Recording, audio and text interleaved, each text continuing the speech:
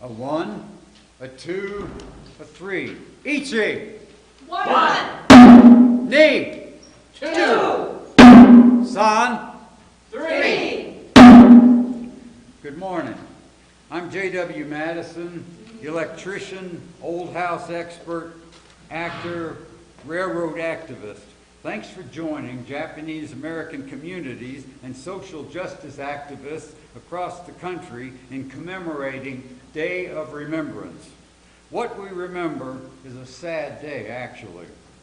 The signing of Executive Order 9066 on February 19, 1942, which authorized the mass roundup and incarceration of all persons of Japanese ancestry on the West Coast.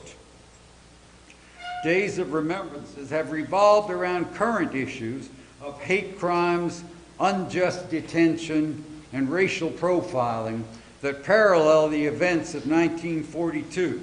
And that's a good thing, a hopeful thing. That's right, JW. And hasn't the theme of hope always been with us? I'm Michaela Gray, and I'm from Clovis, New Mexico, and the newbie to the group. Today I'm trying on my spurs as a co-narrator to introduce the stories of immigration, incarceration, and recovery that is part of the Japanese American experience. I recognize some of you repeaters in the audience, so you know the format and many of the stories. Today's performance will concentrate on the theme of civil liberties, how they were violated and how they were fought for. So let's start with singing headlines about one of this country's civil rights violations, one among many, against one group of people, and then we'll backtrack to how this came about. During World War II, all Americans of Japanese descent living on the West Coast were removed from their homes and put into prison camps. Executive Order number 9066 deprived them of their rights, although they never had been accused of any crime. 120,000 Japanese Americans. The first generation of Japanese in America is called Issei. Days of spacious dreams, I sailed for America, overblown with hope, overblown with Hope! We left Japan seeking adventure. And fortune. We headed for America. America. In America, dollars grow on trees. You just reach up and pick them. America. In America, the talk is all of gold, the gold rush, and the gold mountain, and golden fields of grain. America, in America, my dreams are golden too. Angel Island, San Francisco Bay, the Ellis Island of the West.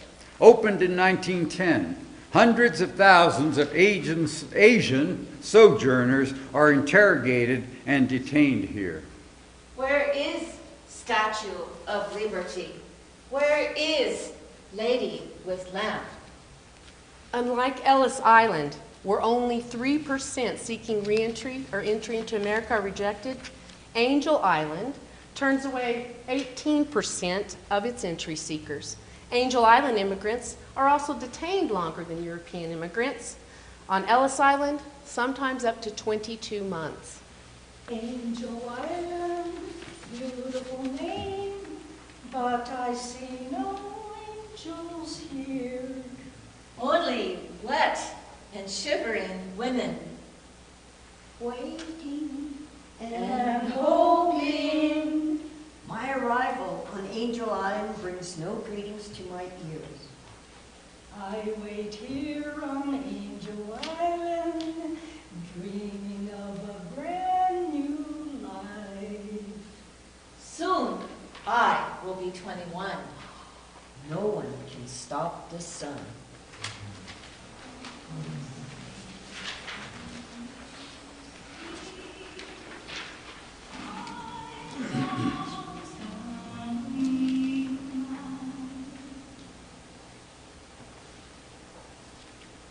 My father, Daikichi Matsubara, arrived in San Francisco in 1906 in the early part of April. Soon after landing, he was caught up in the San Francisco earthquake. But when my father saw the American flag, he fell in love so much. The American flag was so beautiful. All through his life, he couldn't wait for a national holiday so he could put up the American flag. To this very day, every time I go to the cemetery on special occasions, I take him the American flag. You know, he wanted to be a citizen, but had to wait 50 years. He arrived in 1906, and they wouldn't let him be a citizen until 1956. Charlie Matsubara, Albuquerque, New Mexico.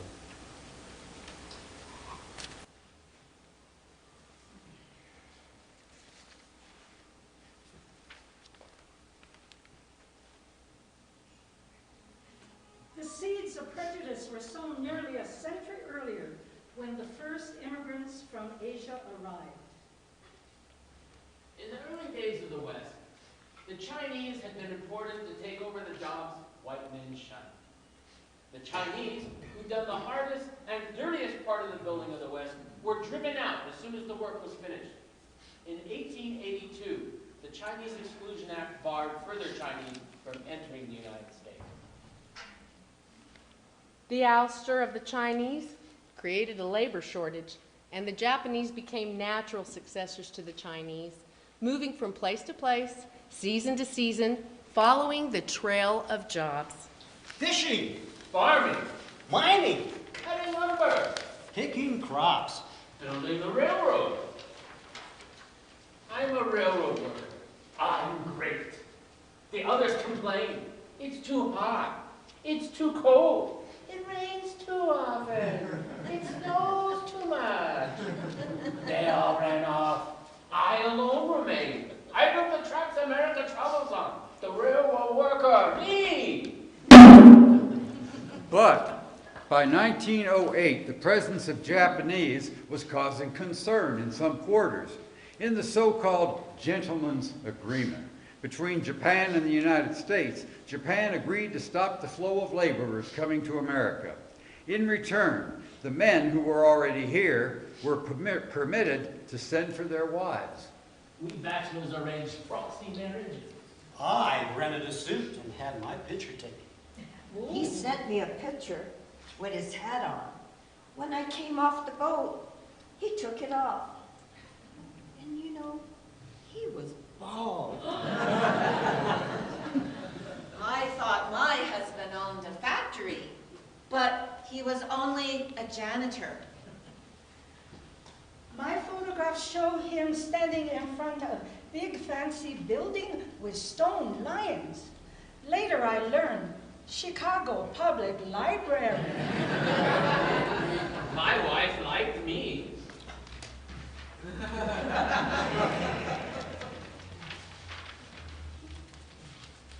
That was picture bride system. My family arranged match with young men working in America. He and I exchanged photographs, The and so- then we are married. The so-called picture bride then sets sail for America. Two sisters born in Albuquerque, Mary Saeda and Evelyn Saeda, relate how their father and mother met. Well, our father was working in America, and his family in Japan thought he should be married. So they picked out Mother from a family they knew in Japan. When the ship landed, a bunch of picture brides were standing on the deck. They're lined along the rail, looking down at all of these men waiting below. I think one's mine. Oh no, he's ugly. But our mom was lucky. Dad was good looking. So we were lucky too.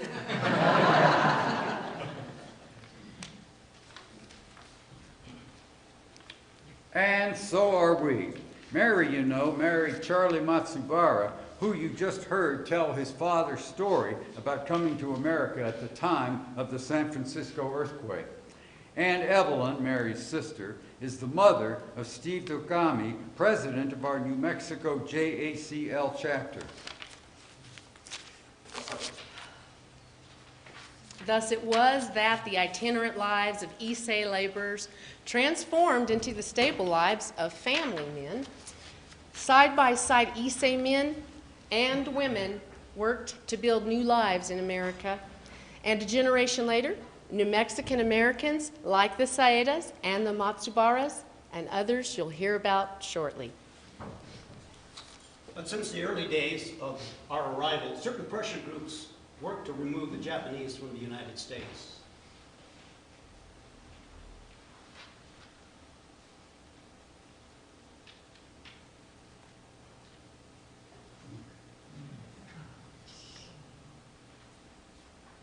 As early as 1905, the San Francisco Chronicle carried the inflammatory headlines, Japanese, a menace to American women. "Brown men and evil in public schools.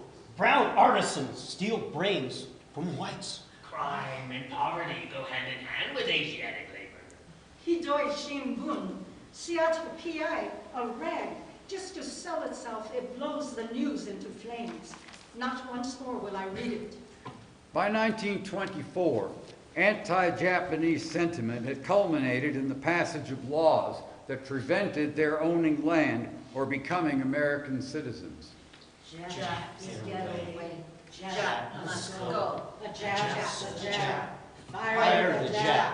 Lousy Jap. Dirty Jap. Sneaky Jap. Yellow Jap. Go home, Jap!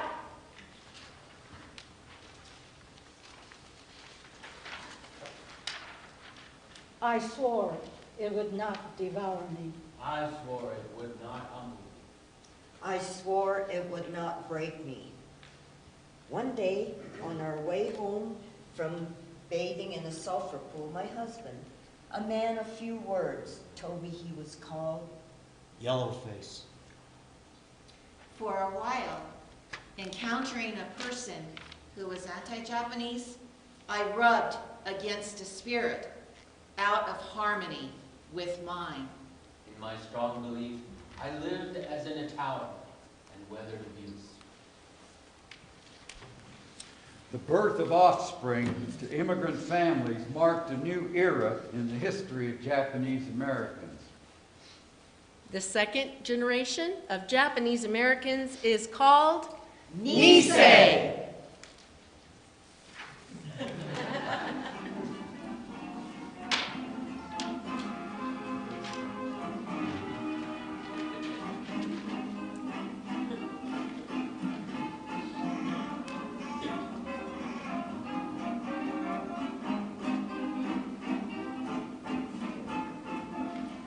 I was a creature of two worlds, approaching manhood with an American heart and mind and a Japanese face.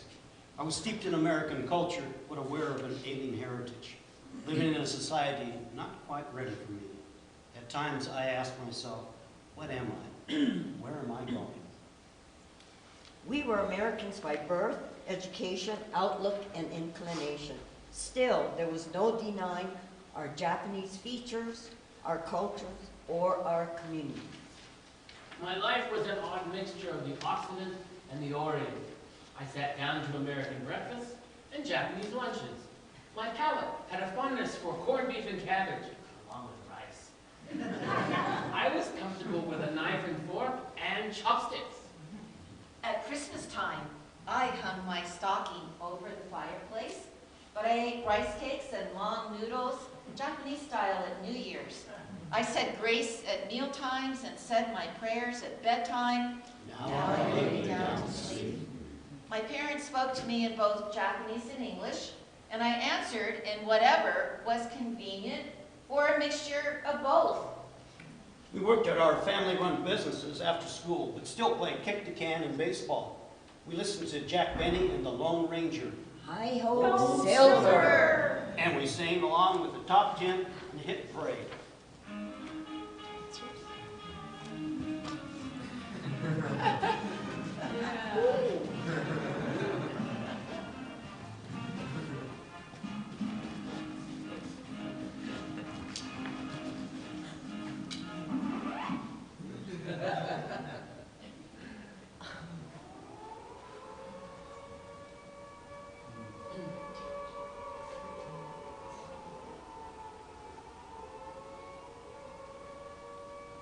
The Japanese have just bombed Pearl Harbor.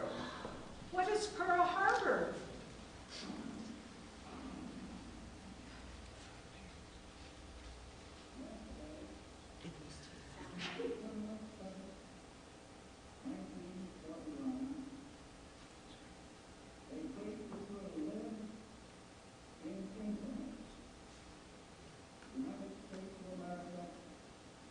Suddenly and deliberately attacked by naval and air forces of the Empire of Japan.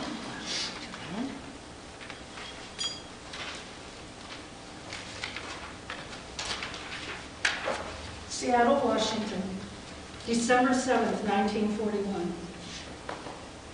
The FBI interrupted my 4th birthday party and took away my father hours after the attack on Pearl Harbor in Honolulu. After an interrogation at an army fort, my father, Shoichi Nojima, was held in prison camps in Lordsburg and Santa Fe, New Mexico, from 1942 to 1946. Nikki Nojima Lewis. When I went to grade school on December 8th, one of my teachers told me, "You people bombed Pearl Harbor." Aki Kurose, Seattle, Washington. Approximately 2,500 Issei men, like Nikki's father, were arrested and detained by the FBI immediately after December 7th, 1941. Many of the families never knew where their men were taken. Mail was forbidden. After a couple of months, it was okay to send, but they were censored. The young men who had come to America at the turn of the century were now in a deadly conundrum. They had lived here for decades. Their average age was 55. They'd fathered American-born children, yet Asian exclusion laws had prevented them from citizenship, and now they were labeled enemy aliens. On December the 8th, the financial resources of the Issei community were frozen, and the FBI seized community leaders, Buddhist priests, Christian ministers, language teachers, and owners of commercial fishing boats, all those thought to be security risks. In her memoir, Farewell to Manzanar, Jean Wakatsuki Houston recounts what were probably typical reactions of Issei families in the immediate aftermath of the news of Pearl Harbor. On the night Papa heard about Pearl Harbor, he burned the Japanese flag he brought with him from Hiroshima 35 years earlier. It was such a beautiful piece of material, I couldn't believe he was doing it. He burned papers too, and documents, anything that might connect him to Japan. But those precautions didn't do him any good. He was not only an alien, because after 35 years he was still not allowed to become an American citizen, but he held a commercial fishing license. The FBI were picking up such men for fear they were making contact with the enemy aliens off the coast of California. They took Papa to Fort Lincoln, an alien internment camp in Bismarck, North Dakota, where he was interrogated.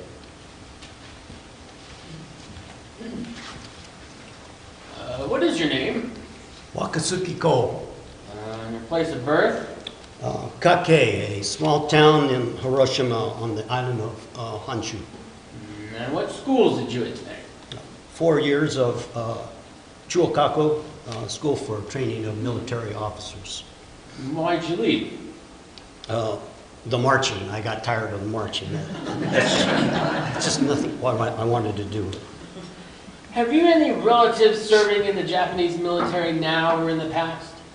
Yes, my uncle was a general, a rather famous general.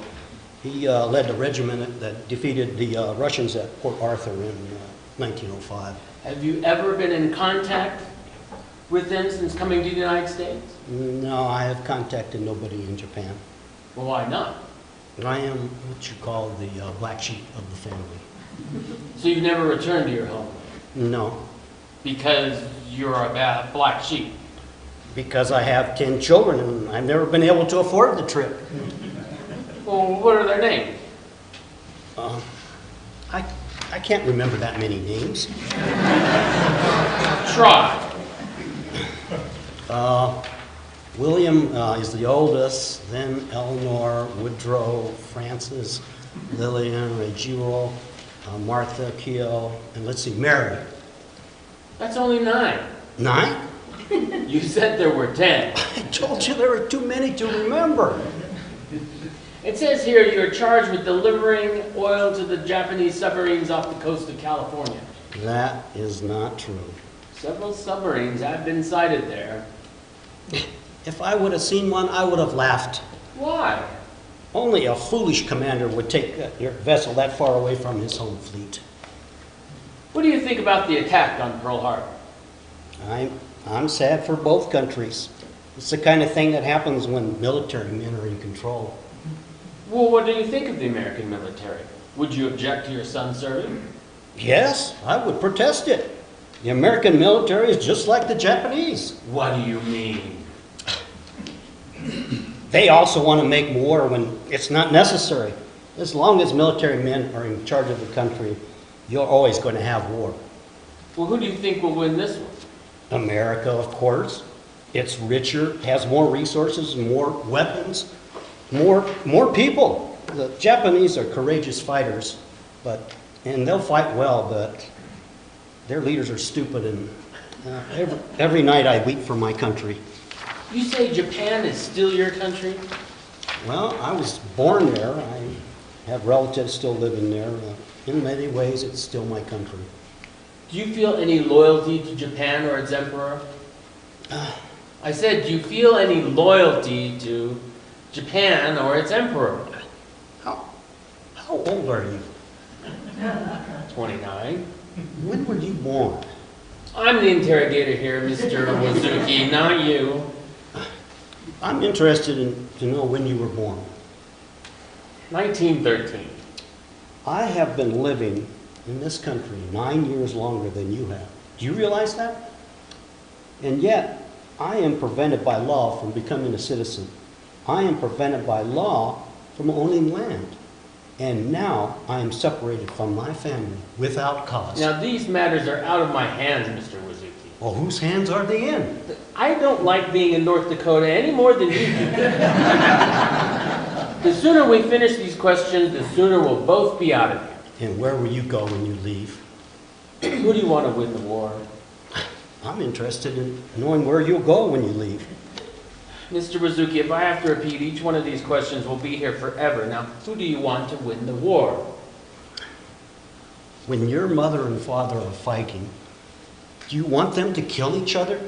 Or do you just want them to stop fighting?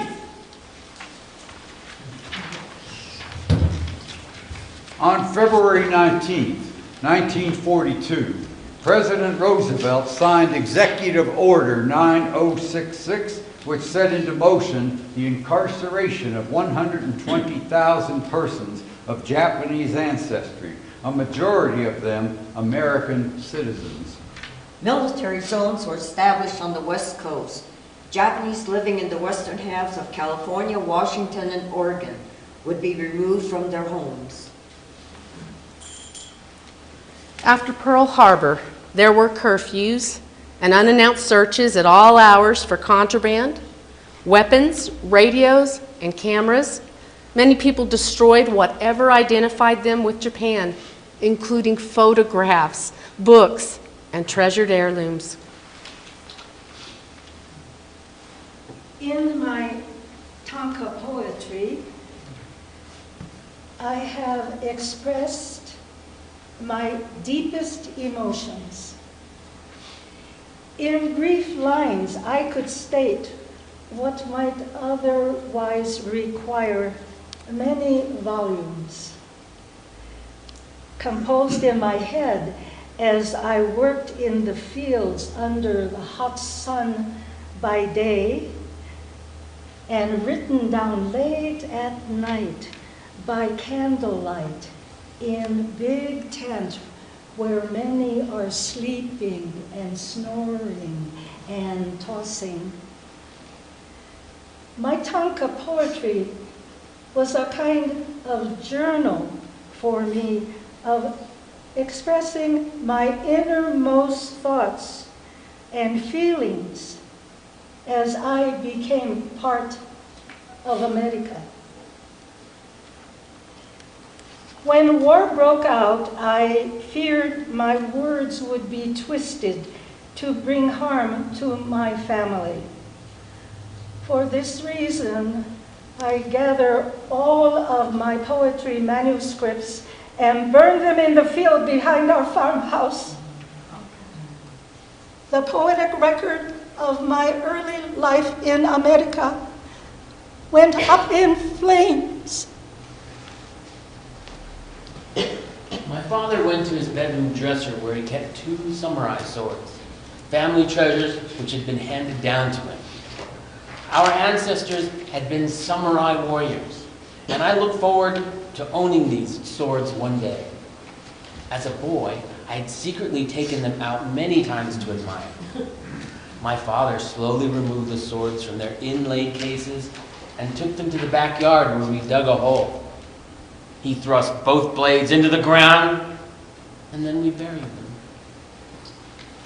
One sign on a drugstore that was forced to close read, Many thanks for your patronage. Hope to serve you in near future. God be with you till we meet again. Mr. and Mrs. K. City. in another scene, From Farewell to Manzanar, Jean Wakatsuki Houston relates her mother's reaction to the loss of her home and possessions. We were given 48 hours to clear out. We had left most of our possessions behind, but Mama brought along her pottery, her silver, tea sets, lacquered tables, heirlooms like Granny's kimono from Japan, and one fine old set of china, blue and white porcelain, almost translucent. On the day we were leaving, our car was crammed with so many boxes and luggage and kids, we had no more room. Mama had to sell her china. Second-hand dealers had been prowling the neighborhood. I'll give you $15 for that china. But 'tis selling for 12. It's worth 200. 15 is like my top price. Mama started to quiver. She had been packing all night and trying to calm down Granny, who couldn't understand why we were moving and what the rush was all about. Mama's nerves were shot. She didn't say another word. She just glared at this man. I can't give you more than $17.50 for that china. Mama walked over to the velvet case and took out a dinner plate. She smashed it on the floor in front of the man's feet. Hey, that's valuable dishes. Mama took out another dinner plate and hurled it at the floor. Then another and another, never moving, never opening her mouth, just glaring at the man as he retreated out the door. When he was gone, she stood there, tears streaming down her cheeks, smashing cups and bowls and platters until the whole set lay in blue and white fragments across the wooden floor.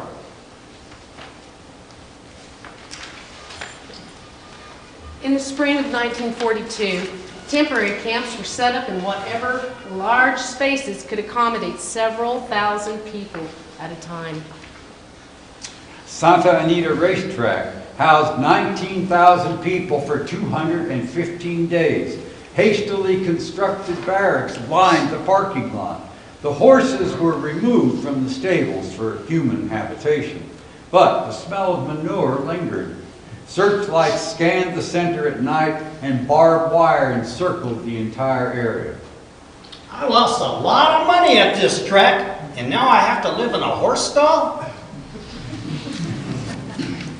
In October of 1942, the Santa Anita internees were transferred to permanent camps in California, Arizona, Wyoming, Utah, and Arkansas. Yeah, we were at the Washington State Fairgrounds in Puyallup from spring to September of 1942. And living under the grandstand, in horse stalls, or in hastily built barracks on the grounds. The wood for these new barracks was so green that it shrunk as it baked in the hot summer sun, making gaps so large that spiders and snakes and all kinds of creepy crawlies became our roommates. Yeah, the camp was called Camp Harmony.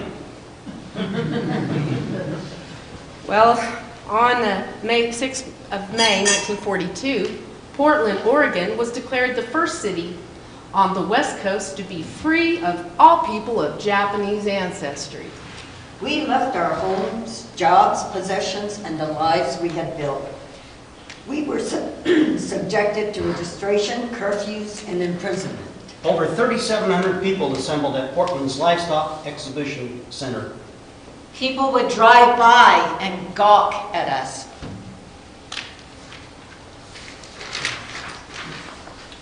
The WRA, War Relocation Authority, was established to handle this forced relocation.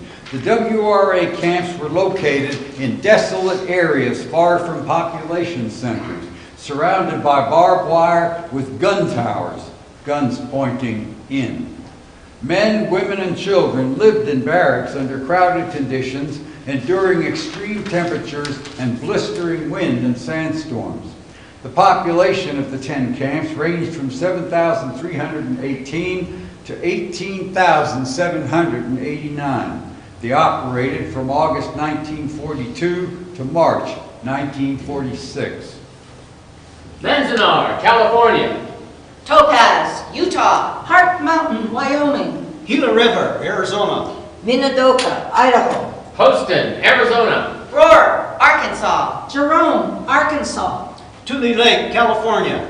Granada, Colorado. In Colorado, Republican Governor Ralph Lawrence Carr took a unique position against the popular sentiment of the day. Alone among Western governors, he spoke out about the incarceration of Japanese Americans. An American citizen of Japanese descent has the same rights as any other citizen. If you harm them, you must first harm me. I was brought up in small towns where I knew the shame and dishonor of race hatred. I grew to despise it because it threatened the happiness of you and you and you. Carr's advocacy of racial tolerance and protection of constitutional rights cost him his political career. When at last my father's letters began arriving from New Mexico, my mother and I were on our own incarceration journey. 6 months in a temporary camp at the Washington State Fairgrounds, and then a train with the windows blocked out to the lava lands of central Idaho. Camp Minidoka, with a population of 10,000, 44 blocks of barracks, and gun towers and barbed wires. That all became the second largest town in Idaho. Jerome and Rohrer were in the swampy lowlands of Arkansas. The other camps were in desert or semi-desert areas, subject to dust storms and extreme temperatures. We call Poston Camp in Arkansas, in Arizona, Roaston. Toasted. Justin.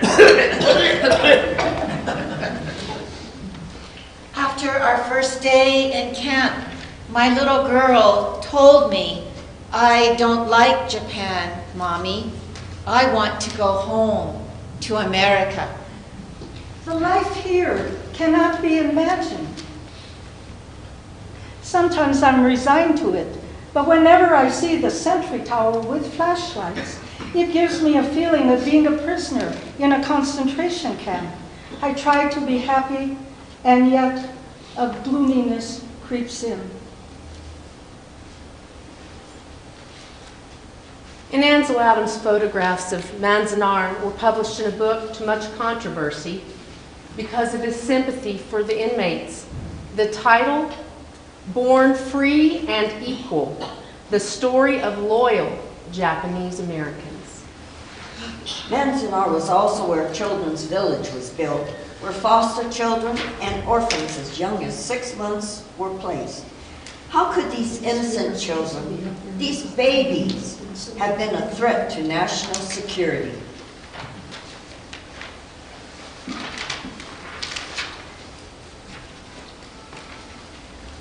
Standard housing, nothing but a long empty barrack, 20 by 100 feet. 1 cot, 1 mattress, and 2 blankets per person. 1 light bulb, and 1 coal-burning stove. Partitions don't even reach the ceiling. There's no privacy. I didn't sleep a wink at all. My baby cried all night. We know. We're cooped up in this 20 by 20 foot room, sleeping, dressing, ironing, hanging clothes, all in this one tiny room. Always standing in line. Standing in line for supplies. Standing in line to take a shower. Standing in line to eat in the mess hall. Standing in line in front of the latrines. Just 1 room with 12 toilet bowls arranged back to back. No partitions, no privacy. My mother was so modest.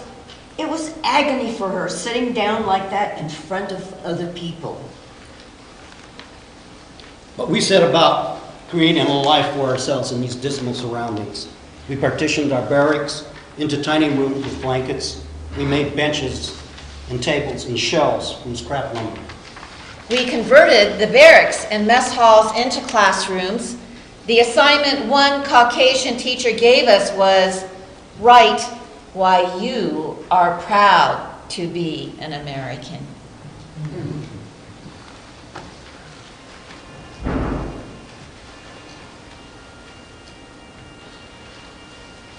Many of us joined the military straight out of camps where our parents, wives, and children were imprisoned. Some of our dads were in all-male Department of Justice camps, like Lordsburg and Santa Fe, New Mexico. Military sons visiting their fathers in Department of Justice camps had to make their way west from basic training at Camp Shelby in Mississippi or from Fort Snelling in Minnesota, where they trained for the Military Intelligence Service. In many cases, there were 2 sons, in a few cases 3 or 4 sons serving in the United States military while their fathers were incarcerated. These young men, some 18 or 19 years old, would arrive in uniform at the enemy alien camp where their fathers were incarcerated. Often, this was just before these boys were shipped out to the front. And you know, a lot of them didn't come back. The 442nd Regimental Combat Team and the 100th Battalion became the most highly decorated units in U.S. military history, with one of the highest casualty rates of the war. Over 30,000 Nisei boys served in all Japanese American units of the military. We felt we had to prove our loyalty, and we did it in blood. In 1942, 3 young men tested the constitutionality of Executive Order 9066 and its curfew, mass removal, and incarceration. Fred Korematsu, Minoru Bin Yasui, and Gordon Hirabayashi. Fred Korematsu. He was born in Oakland, California in 1919. His parents had lived in the United States since 1905, but were unable to become citizens because of Asian exclusion laws. He attended Castlemont High in Oakland, was on the swim and tennis teams, and worked in his family's nursery. I encountered institutional racism firsthand when an Army recruiter at my high school excluded me, saying, "We got orders not to accept you." And this was before the war with Japan. But even then, his girlfriend, Ida Boitano's Italian parents, thought Japanese were inferior to white people and unfit to mix with them. On May 3rd, 1942, General DeWitt, commander of the Western Defense, ordered all people of Japanese ancestry to report to assembly centers in preparation for removal to permanent camps.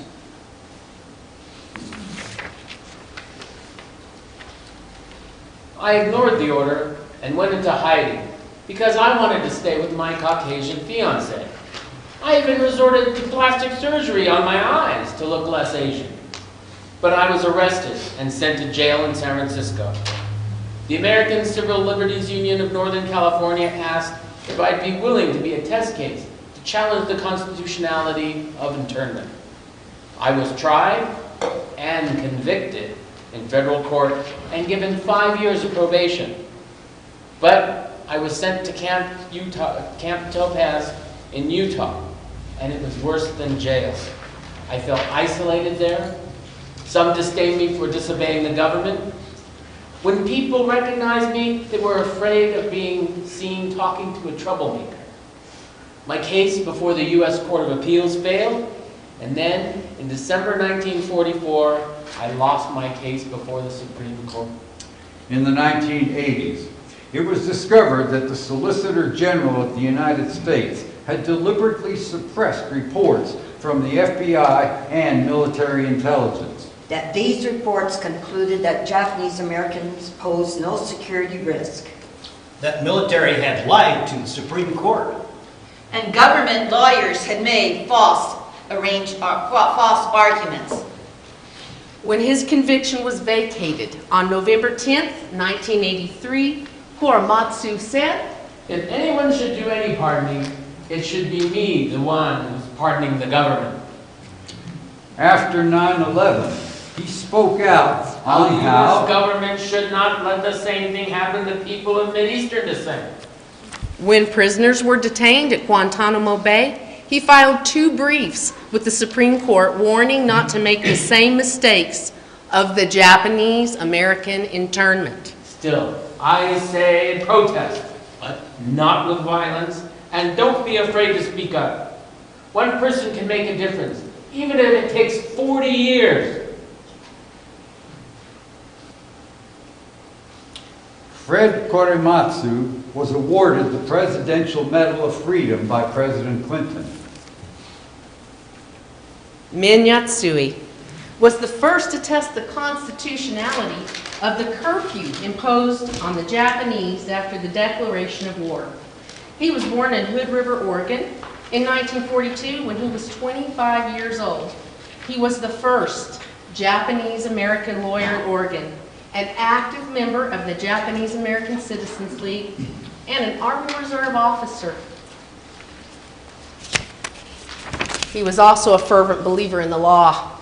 March 28, 1942, 11 o'clock at night, a police station in Portland, Oregon. A policeman sits at a desk. Sir, are you aware of General DeWitt's proclamation number 3 pursuant to the Public Law 503? Huh?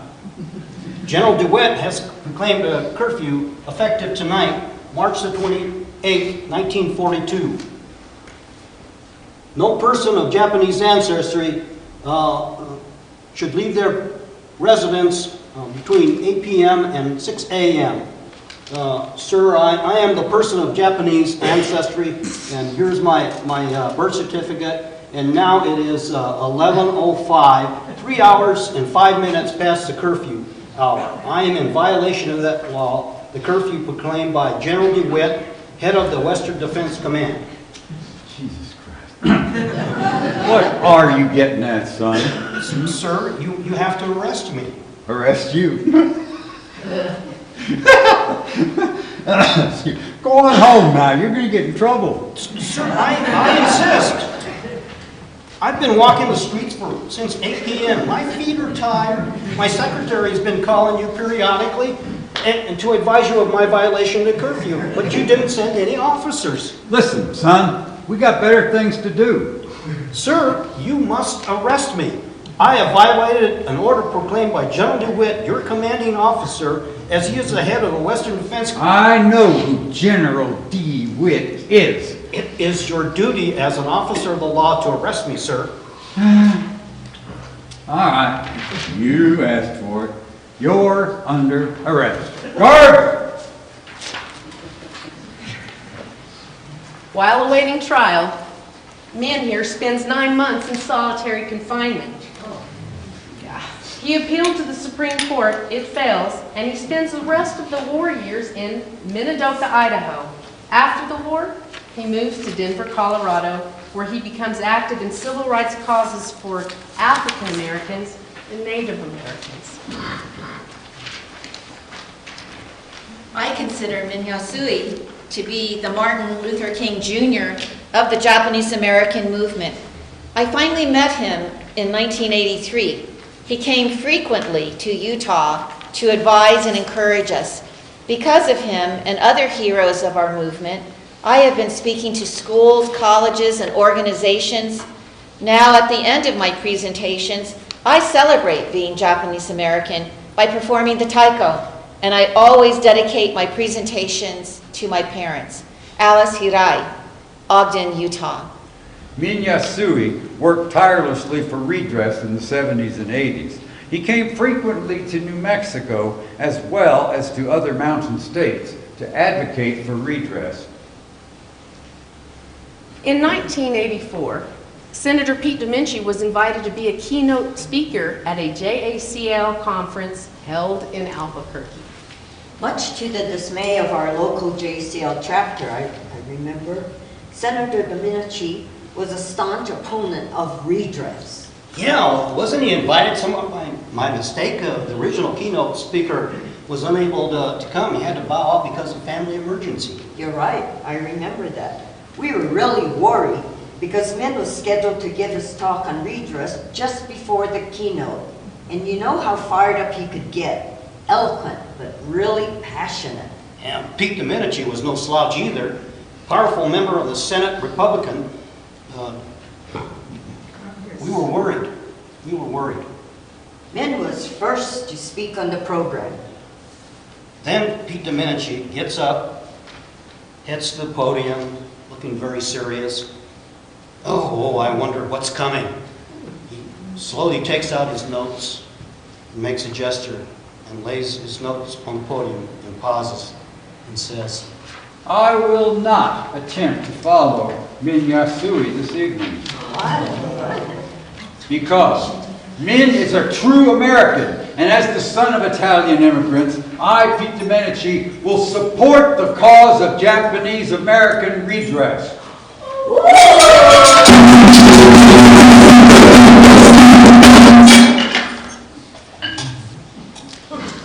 Gordon Hirabayashi was a Nisei from a farming community outside of Seattle, Washington.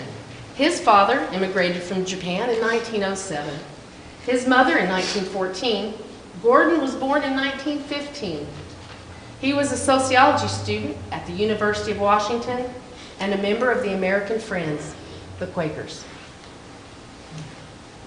in 1942, I followed my pacifist belief and broke curfew to challenge the constitutionality of the Executive Order 9066. After I was arrested, I was sentenced to Tucson Federal Prison in Arizona. The government informed me that they could not afford my transportation, so I offered to get there on my own. I hitchhiked several weeks from Spokane, Washington, and then through Weiser, Idaho, and then Salt Lake City down to Tucson.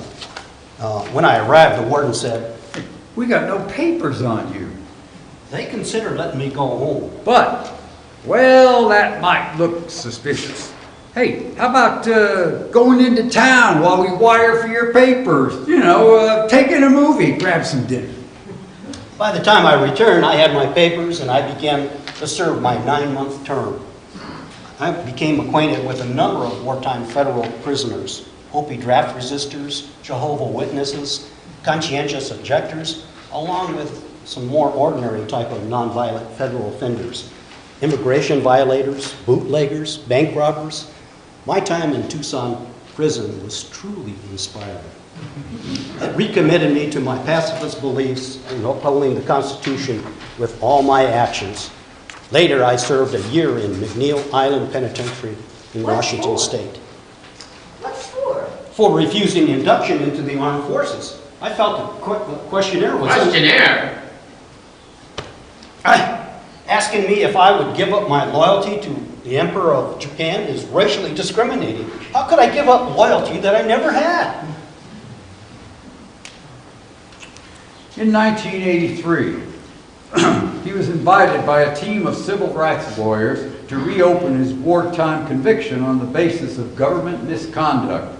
In 1987, the Ninth Circuit Court of Appeals ruled in favor of his case.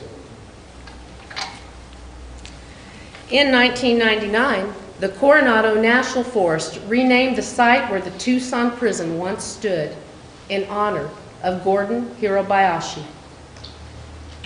There was a time I felt the Constitution had failed me, but the U.S. government has admitted it made a mistake. A country that can do that is a strong country. And you know, our case is not a Japanese case, it is an American case. Gordon Hirabayashi died on January 2nd, 2012. In May of that year, President Barack Obama awarded him a posthumous Presidential Medal of Freedom.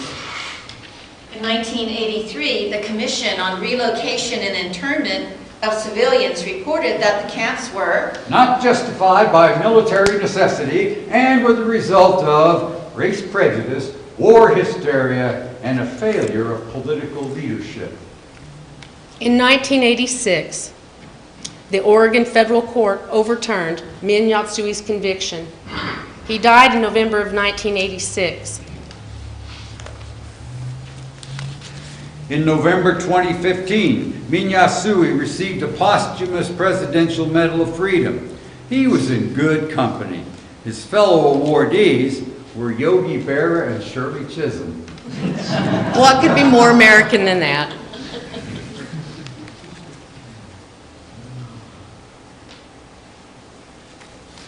But in 1942, there were still two questions that had troubled Gordon Hirabayashi, and they were beginning to create divisions among the Japanese Americans incarcerated in the 10 WRA camps.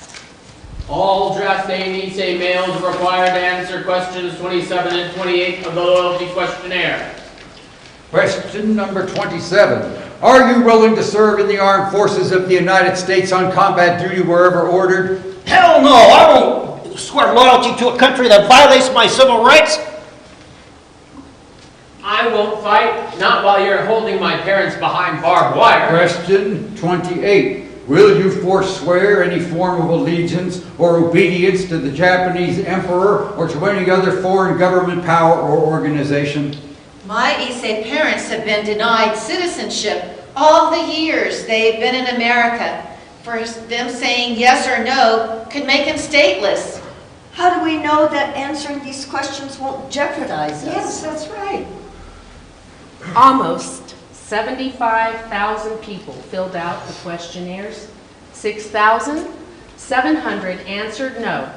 No! No! No! They were called no-nos for their defiance.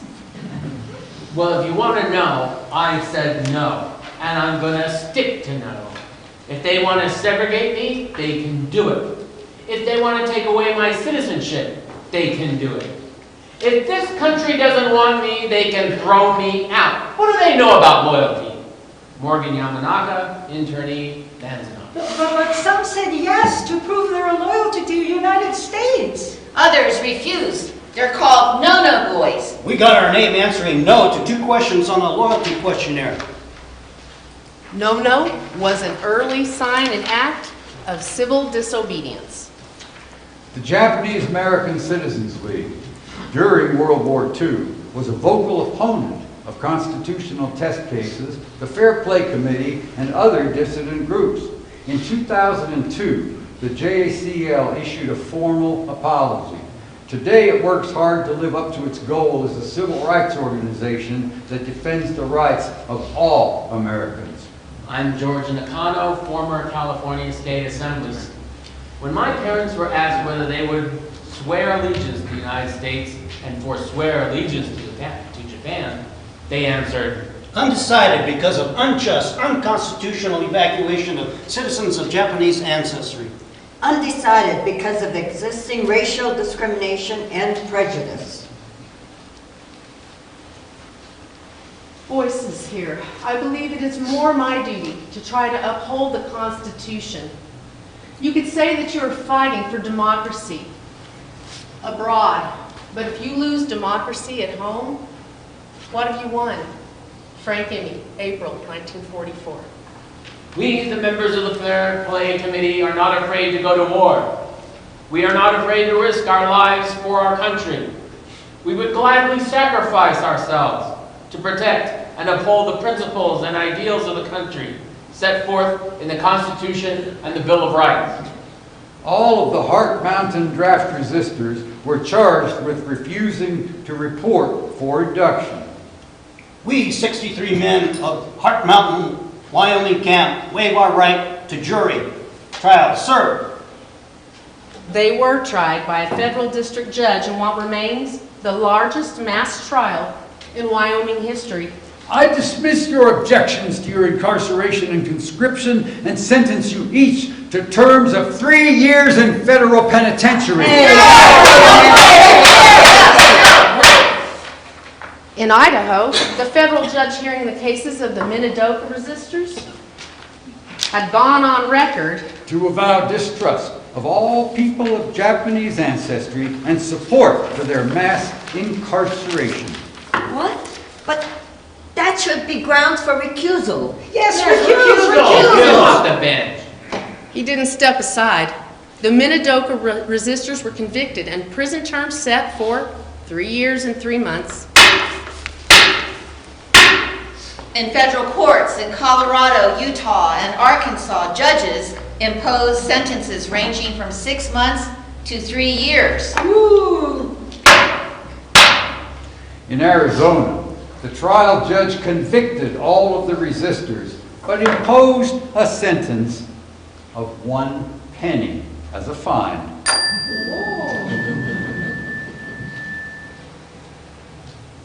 In only one case was the pattern of convictions broken.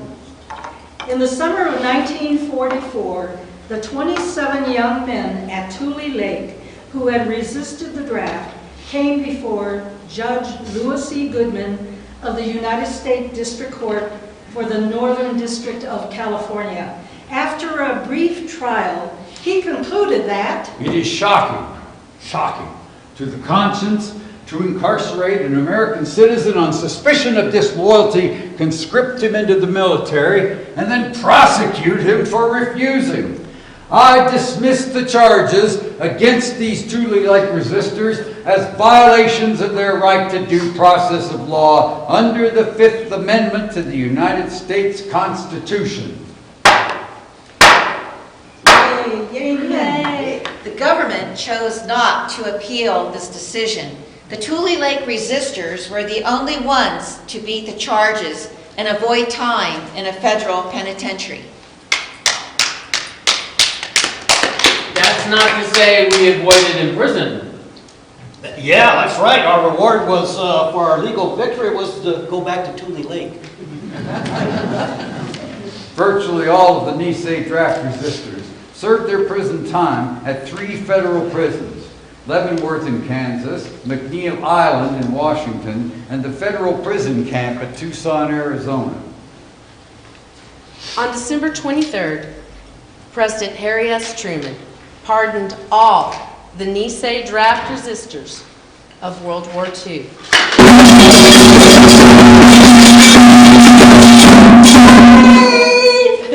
In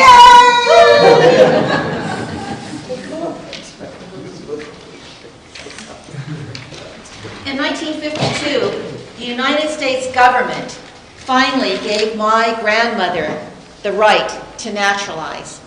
That year, after living for 47 years and raising 6 American-born children, she took her oath of citizenship. She was among thousands of elderly Issei who gathered in courthouses all over the country.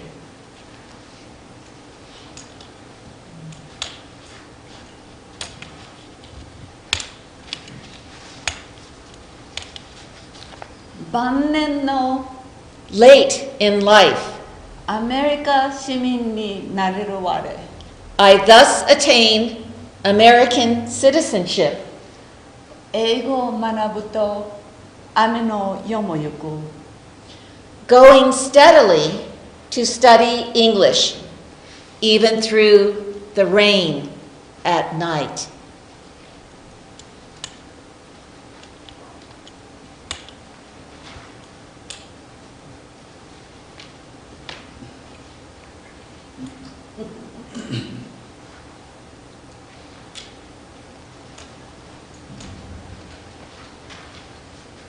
My children, remember, your parents struggled fiercely to build their life's work under the stigma immigrant.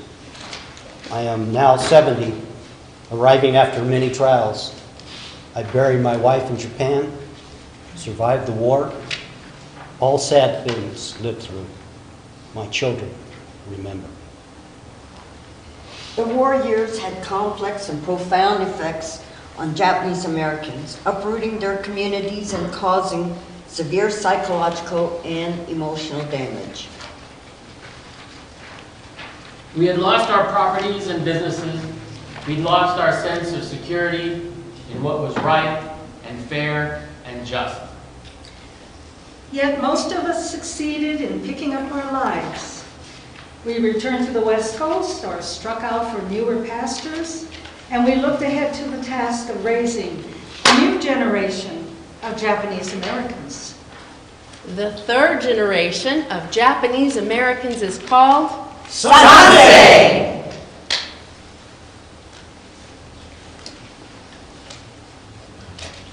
In 1980, Congress established the Commission on Relocation and Internment of Civilians. Hearings were held in major U.S. cities where 750 camp survivors testified about their experience, ending decades of silence. My husband, 2 children, and I, along with my mother, sister, and her family, were kept at Tanforan Racetrack early in 1942 and spent about 3 months there before we were sent by train to Topaz under armed escort. The assembly center was an open stable area, and we were given an old army cots to sleep on while our mattresses were made by the internees and filled with straw. We lived in this temporary condition with little privacy and comfort. During the time we were at the assembly center, the question I wanted answered was, why was this happening to us when we were American citizens and had little to do with the war with Japan? Why were we being treated this way? Why? This has been with me all these years and cannot be forgotten. Lillian Sakae Sekino, August 1983, Ogden, Utah.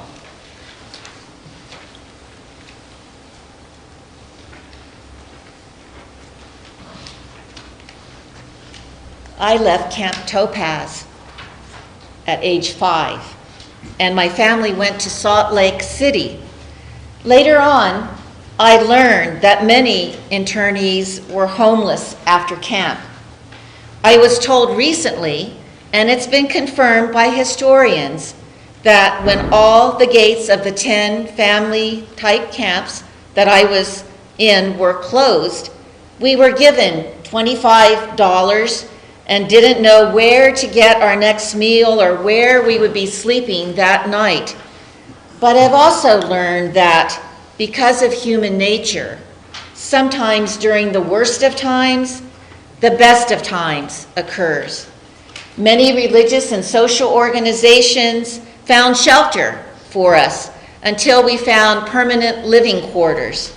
Quakers, YWCA, Buddhist temples, Christian churches, also compassionate.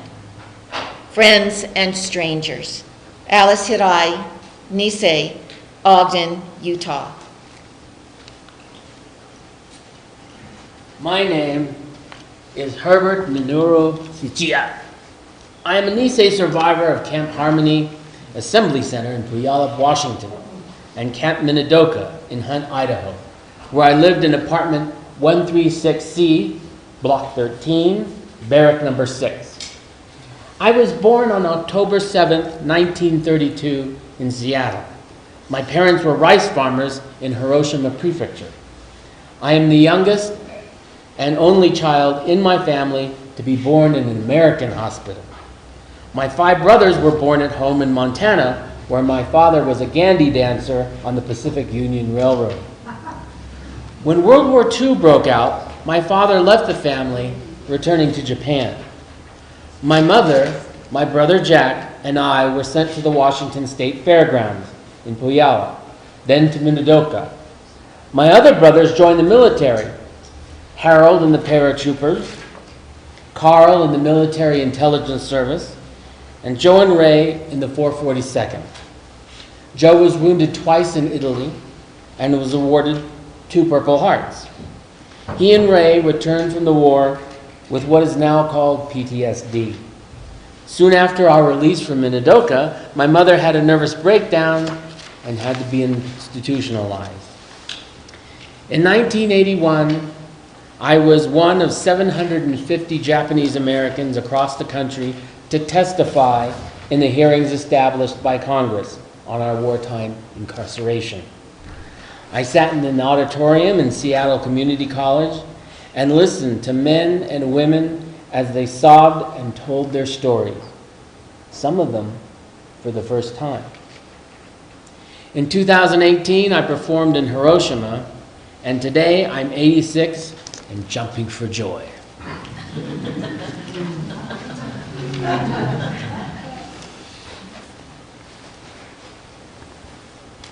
In 1983, the commission reported that the camps were not justified by military necessity and were the result of race prejudice, war hysteria, and a failure of political leadership. The report was 467 pages long. Its title, Personal Justice Denied. In 1988, President Ronald Reagan signed the Civil Liberties Act.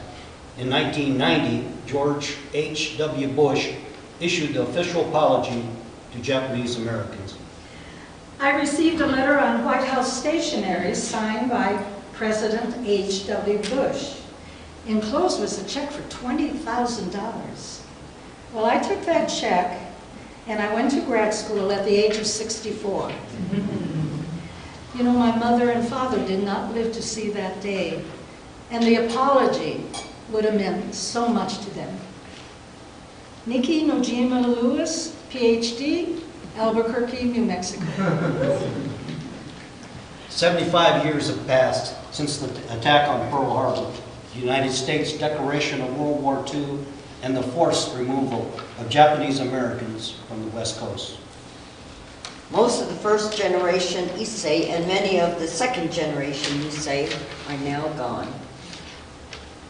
The camps that held us captive in our own country have been reclaimed by the desert and swampland on which they were built. At Manzanar and Tule Lake, stone monuments are erected in memoriam. February 19th has been named Day of Remembrance. It is the day Executive Order 9066 was issued. Families make pilgrimages to keep the memory of the camp experience alive for their children, their grandchildren, and their great-grandchildren. For a long time, we lived what shikataganai. It can't be helped. Now I say, what do you mean it can't be helped? We will have no more of the silence. The unimaginable happened to us in 1942, a mass evacuation disguised as national security. We must safeguard our rights that this never happens to another minority group. But our case is not a Japanese case. As Gordon Hirabayashi said, it is an American case.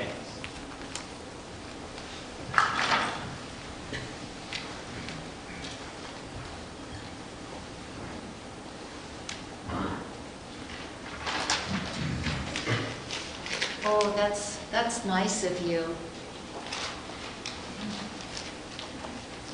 My name is Kiku Kato. I am Sansei, third generation, and I was 97 years old on December 15th. I was born in Sacramento and grew up in San Francisco. On December 7th, 1941, I was a sophomore at California State, Berkeley. I was mad as hell at not being able to graduate. My father, mother, older sister, and I are survivors of Tule Lake.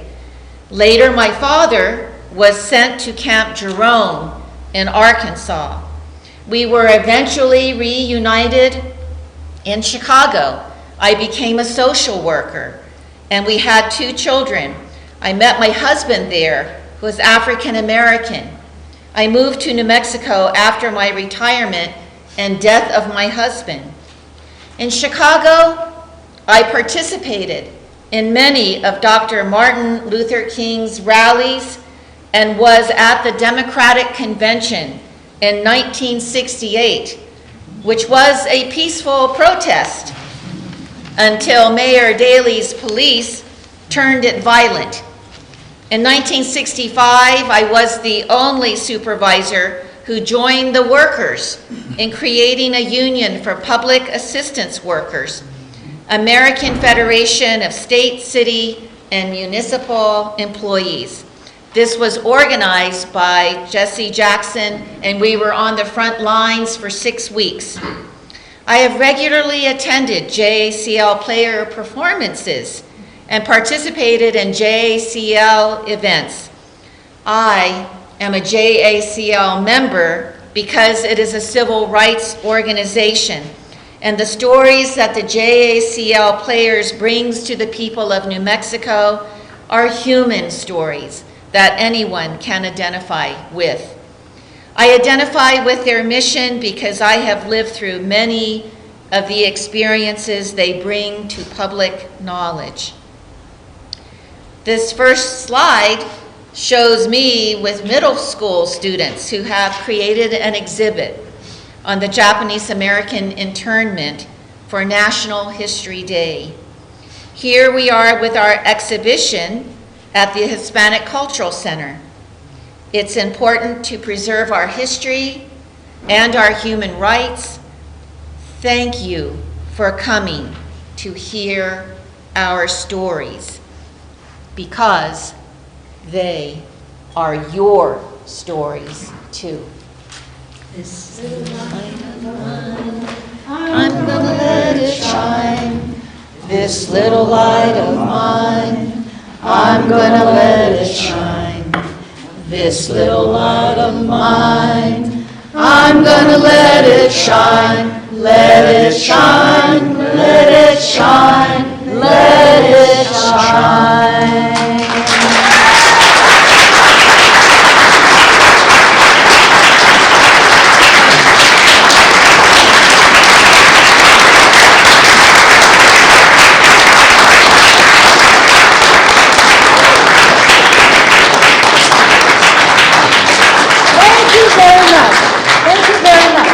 I want to introduce you to the cast. Maybe we can pull up our chairs.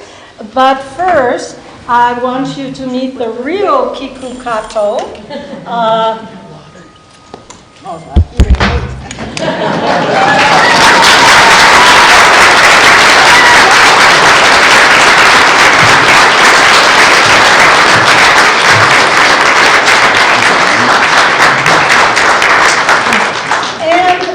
like the cast to introduce themselves to you.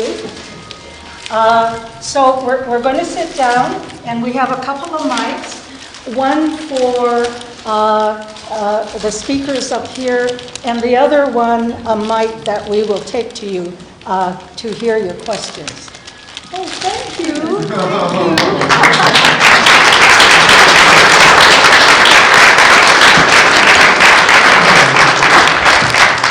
The other person I want to introduce you to is actually a cast member, but wasn't able to, was out of town for our rehearsals.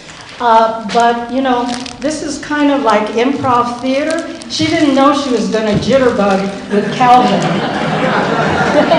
This is Joan Barney, who is one of our cast members. So please join us. You know. And Kiko the Gay is also one of our cast members. So, you know, we are kind of, well, when I informed my mother that I wanted to be an actor, she said, in Japanese actually, keep your day job. So these people have day jobs. And so it's the coordinating, rehearsals, and so forth is often a challenge. But they are a great group of people. These are their stories as well, and so I want to give you a chance to talk with them. If we could just start, if you would just please introduce yourselves, and pull up a chair over here. Come and join the group, JW. JW has done theater in Albuquerque for more than 30 years. And so he's one of our pros, as well as Rusty Chan, who majored in theater at UNM. I'm JW. I'm an electrician, old house expert, a train activist, actor sometimes, and for about 55 years I've been a small-time agitator and activist in a bunch of worthy causes. For the last couple of years, I've been able to add this worthy cause. Thank you.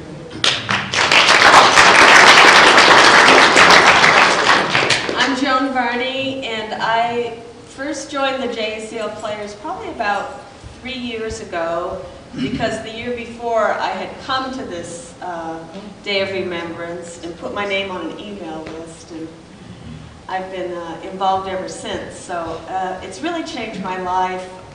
You know, I'm still working part-time, but this gives me joy and fills my heart.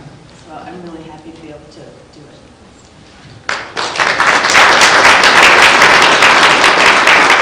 My name is Michael Gray, and you guys heard I'm the newbie, as they say, and this is the beginning of me with the players here at the JACL. I'm from Clovis, New Mexico, and a month prior to the order being issued, they took the small population of Japanese American that were railroad employees, and they took them a month early in the middle of the night.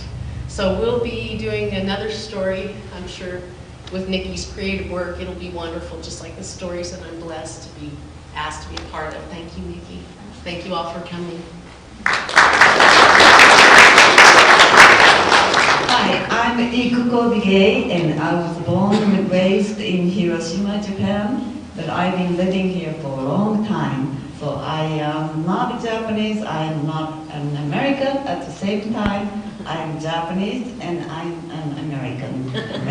And I really learned a lot about Japanese Americans, hardships and success and everything else since I participated in this program. Thank you.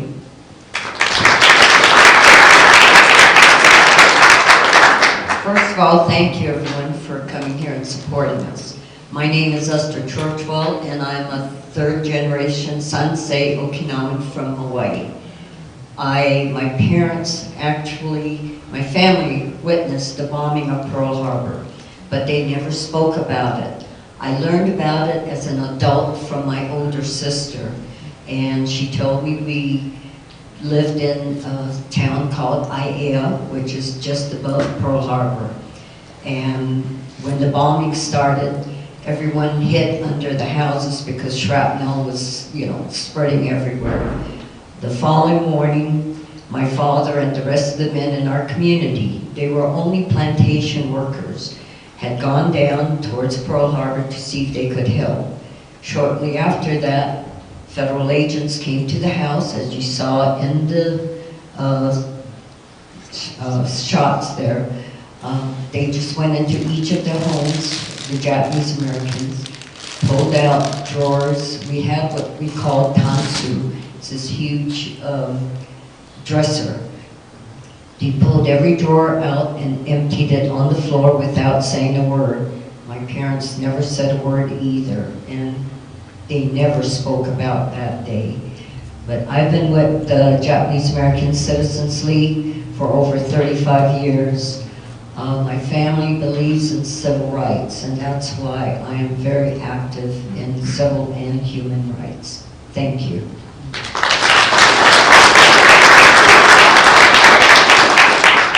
Hi, I'm, fighting a cold here. Calvin Kobayashi. I am a sensei involved with New Mexico JCL for over 40 years now.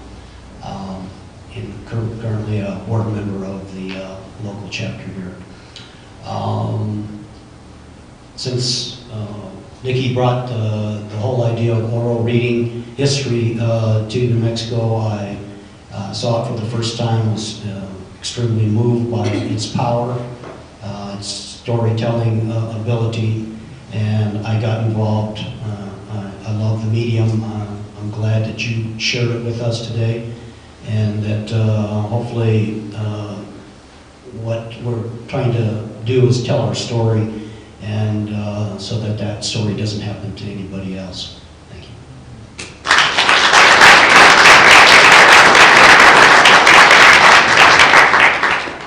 My name is Kiku Kato, and I am 97 years old.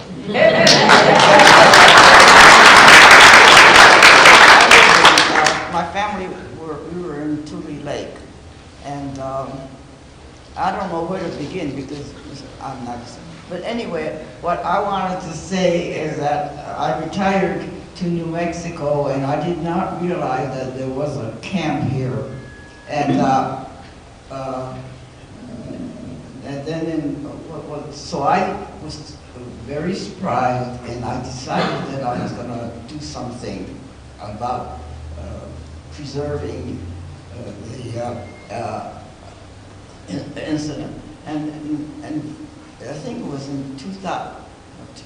So I came here in 1998, and I think it was in the,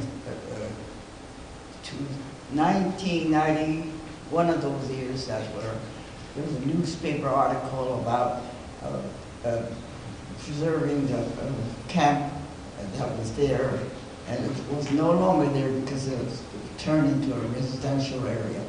So anyway, a committee was formed by Dr. Thomas Chavez, who is a well-known historian and very knowledgeable about New Mexico history. And so he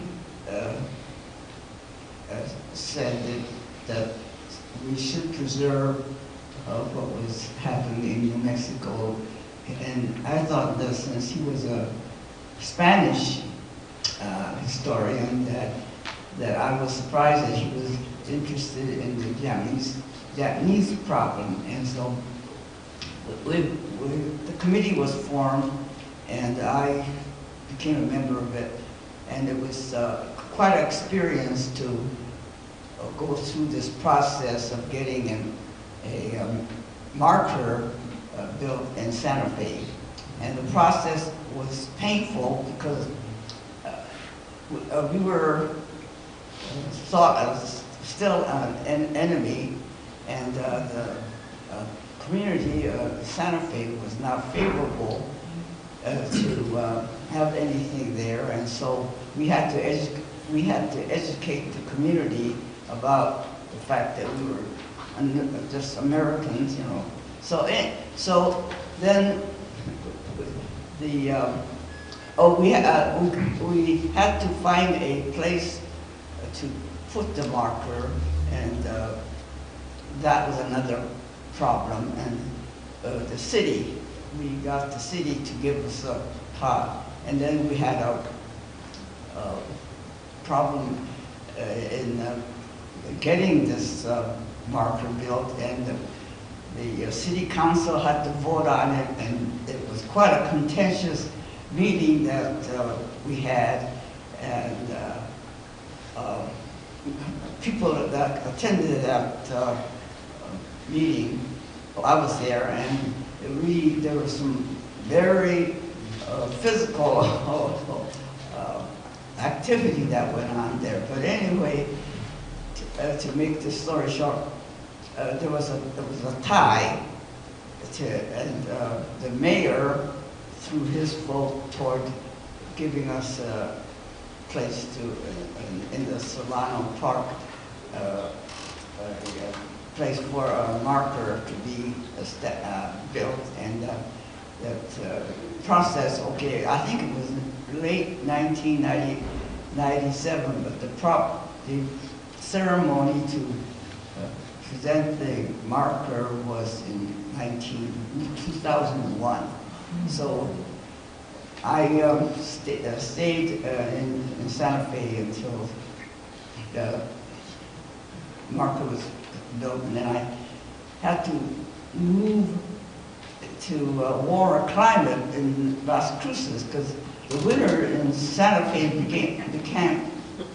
became like Chicago, and so I had left Chicago to escape that winter, because I lived in Chicago for over 40 years, and so I moved to a warmer climate in Las Cruces, which was, quite a change.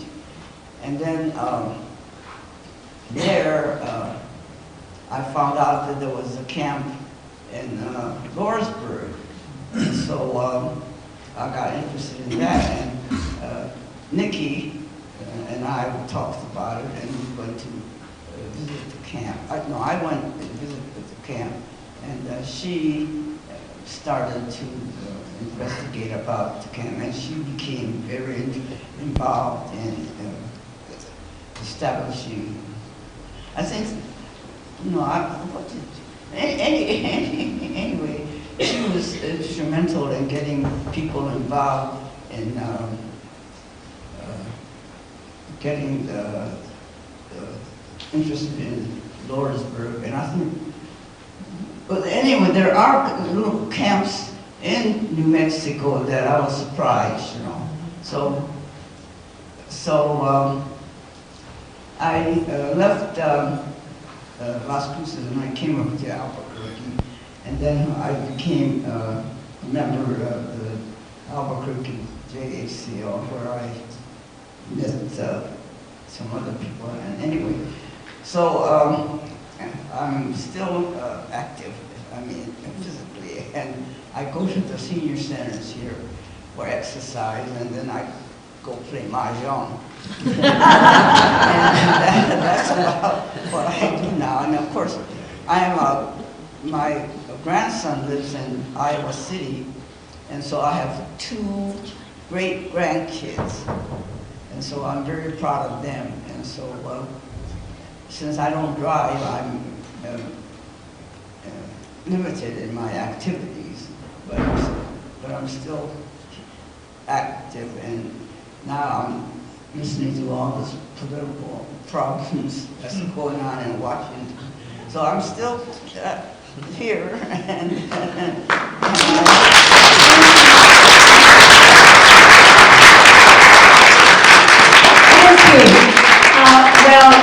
I'm only 81, so I have to see how it's done.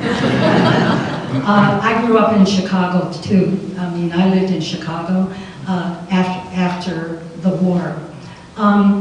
What Kiku is referring to about the controversy in Santa Fe and the feeling still of Japanese Americans as enemies, because I have another song that I'm not able to sing on key, so I didn't put it in the show, but it's Our Faces Are Forever Foreign. So sometimes, no matter how many degrees you have or how many years you've lived in this country and you were born in this country, that is why we do these performances. So later this year, we will be presenting in living history form, we'll be dramatizing some of these stories and issues that Kiko was talking about. The struggle to have a marker in Santa Fe.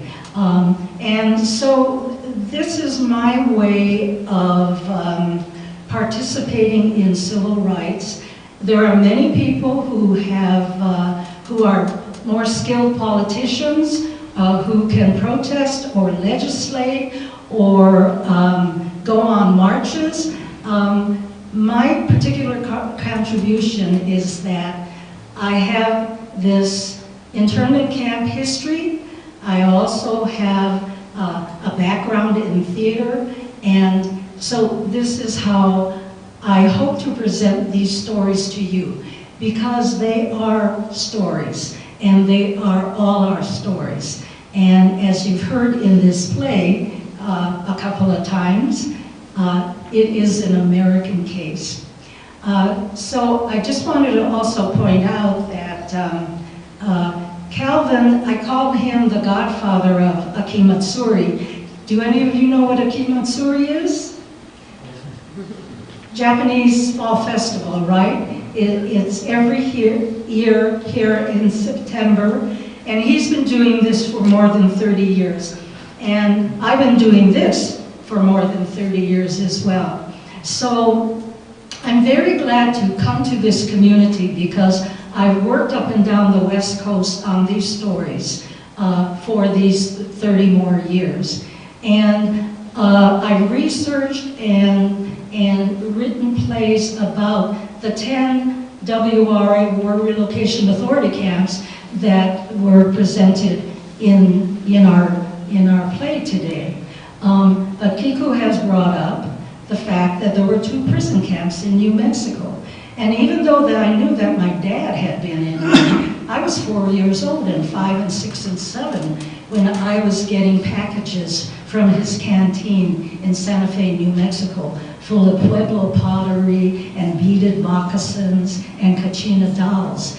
But little did I even imagine that 70 plus years later, I would be here researching, presenting these stories. So it is quite an honor, and it's a very unique experience for the Japanese American community in New Mexico, because these people inland did not go to camp, so they do not have the same camp experience. But we all have the experience of discrimination, of divisiveness, sometimes in our own families, sometimes in our own communities. And those are the stories that I hope that the JCL players hope to bridge. So thank you for coming, because the Special Collections Library is a special place to us. This is where every year, before our granting season, we premiere, we try out our new plays. So you are our first audience to come to observe this particular play. And I'm sure you've seen many rough spots, a lot of room for improvement, but you are a great audience. You caught all the cheap humor that I put in there. So thank you, Tom. And as soon as we finish these introductions, I'll ask Aiko to help guide us through a conversation with you. So I'm passing this on to Aiko Allen now.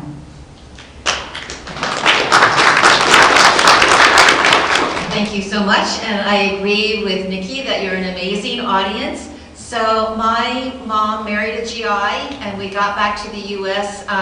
Just around the time the Japanese citizenship was granted, and they settled in the rural South. And so my entire life, for as long as I can remember, has been about social justice, just because we got back, and with my dad being mixed native and Anglo, and my mom Japanese, then a lot of things were going on in terms of the color bar. And so as a child, I started speaking up about the issues of race hatred and injustice. So I joined JACL in about 1980, moving here to work on issues related to low-level radiation among Navajo miners. And this is a remarkable community to be a part of.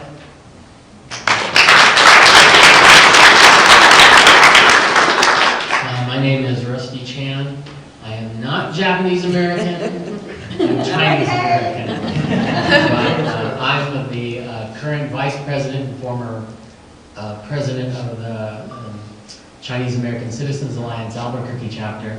And I'm the current vice president for the Asian American Association in Mexico.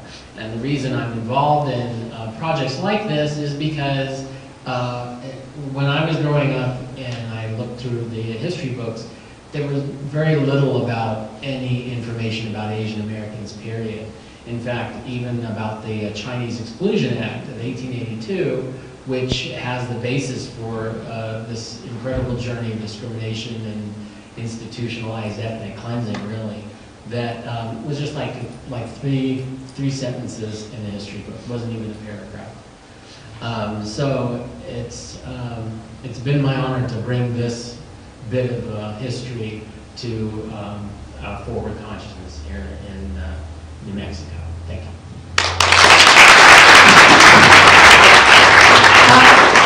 Before we start our conversation with you, I want to acknowledge our slide operator, because you know a picture is worth 1,000 words, and he's the person who coordinated all of these images for us. So Lance Carter. Thank you.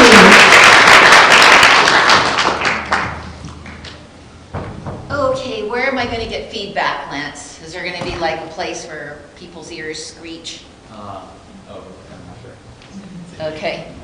So I just want to give you an opportunity. I don't know what time it is. It's 12:10. Okay, so you may want to just stand and stretch, but if any of you want to escape, you know, or you have other things to do, we understand, but we'd like to take about, 15 minutes or so just to really hear your responses and reaction. I wonder, I may not be in this one. Can you hear me? Yeah. You can hear me? Okay. So I'd like to take about 15 minutes just to talk about, what you experienced with us. And so, I think I'll just throw it open.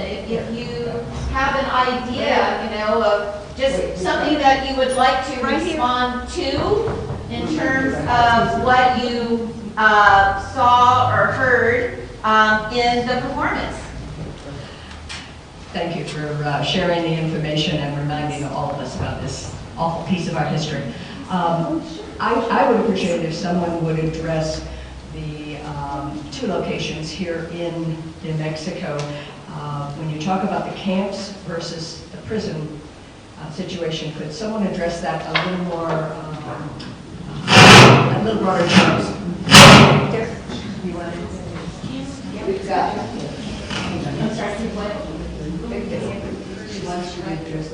Oh, a copy of the film. Okay. Well, I'll ask that. Yes, I'm Victor Yamada, and appreciate the question. There's actually a project that we primarily completed, and it's called Confinement in the Land of Enchantment, Chloe, in Mexico. And actually there's 4 sites where there were Japanese Americans held during World War II. The 2 largest that you may have heard about, Santa Fe and Lordsburg, and the 2 small ones. Fort Stanton was a site for Japanese Americans to be held, and then also Old Baton Ranch, which is about 10-15 miles northeast of Fort Stanton. In total, there were 6,000 Japanese Americans held in these 4 sites. And to be honest, I'm partially here to help pitch this book. This is a project that was paid for by the National Park Service, so we appreciate that. And some of the stories that Nikki has taken have been from this particular book. But could you address the difference between these and the camps that are officially listed that way? Yes, I could. Yes. As the presentation talked about, there were 10 WRA, War Relocation Authority camps across the country, and they were primarily to hold families. And the total Japanese American population was about 120,000. Separate from that, the Department of Justice, FBI, picked up men who were designated as enemy aliens or potentially dangerous to the U.S.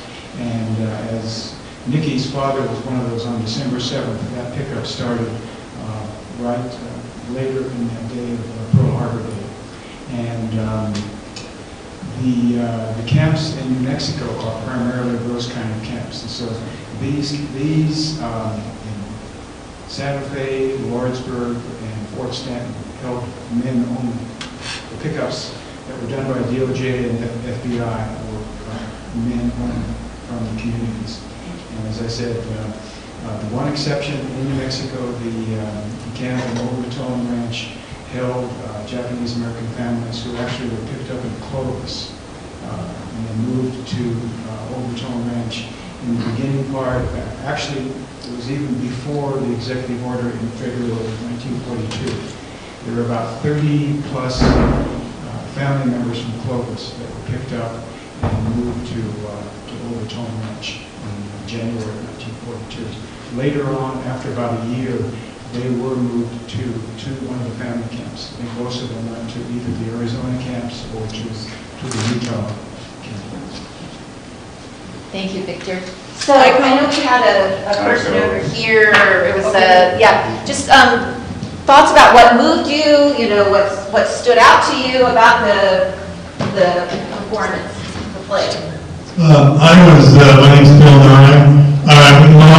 It was 1967, and I'm a soldier in Okinawa. And I've been a restless life.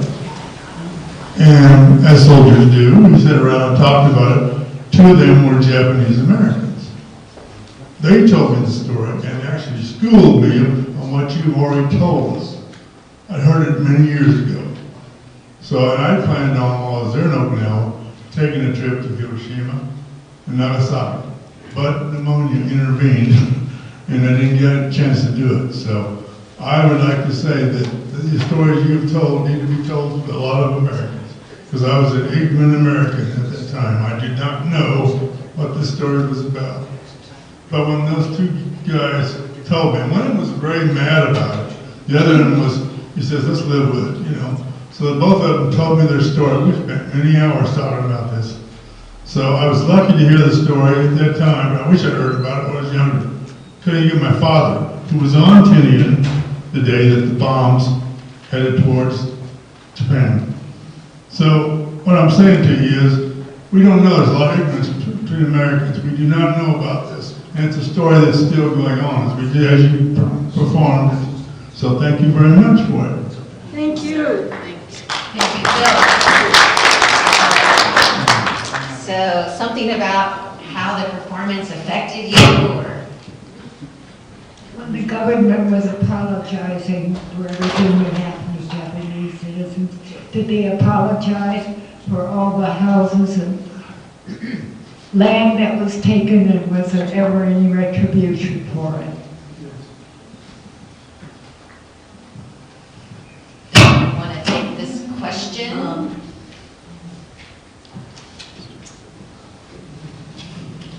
When these families were released from, I am near something, were released from the camps, most of their land was already sold, or, you know, people had already looted them, because when they went to camp, they could only take what they could carry. So they had to leave behind everything. So majority of, I knew quite a few of them, they did not get their land back. What they were compensated for, that $20,000, was not close to what they had lost. For some fortunate families, they had friends in the community who held their possessions until they got out of camp. But otherwise, majority of them lost their land and all of their belongings. And so, a number of them went to other states to start all over. Not too many went back to where they were living because there was nothing to go back to. Any other questions? How you were affected by the performance? Anyone have thoughts that they want to offer? It was wonderful of you to share it. Thank you very much. We need to hear it more.